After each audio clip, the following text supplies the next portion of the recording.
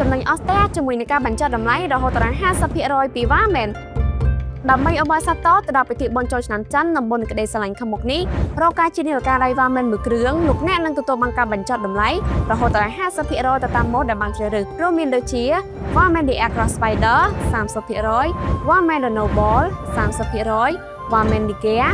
25% វ៉ាមែន The King Aircraft 15% វ៉ាមែន The Milky Way 30% វ៉ាមែន The Magic 30% វ៉ាមែន The BM3 50% វ៉ាមែន The Emperor Baronieri 30% វ៉ាមែន The Elite 20% វ៉ាមែន The Oyster 30% The King Marveler 5% និងនាឡិកាដៃ The Aircraft Legend 15%ការផ្ដល់ជូននេះគឺមានចាប់ពីថ្ងៃនេះតទៅរហូតដល់ថ្ងៃទី19ខែកុម្ភៈតែប៉ុណ្ណោះលោកអ្នកគ្រាន់តែធ្វើការ share post នេះជាមួយនឹង caption វ៉ាមែនបញ្ចប់តម្លៃរហូតដល់ 50% រួចបានសិនមិត្តភ័ក្តិចំនួន3នាក់ដើម្បីមានឱកាសឈ្នះរង្វាន់នាឡិកាដៃ The Aircraft Spider ចំនួន5គ្រឿងនិងអាយុចំនួន5ផងដែរ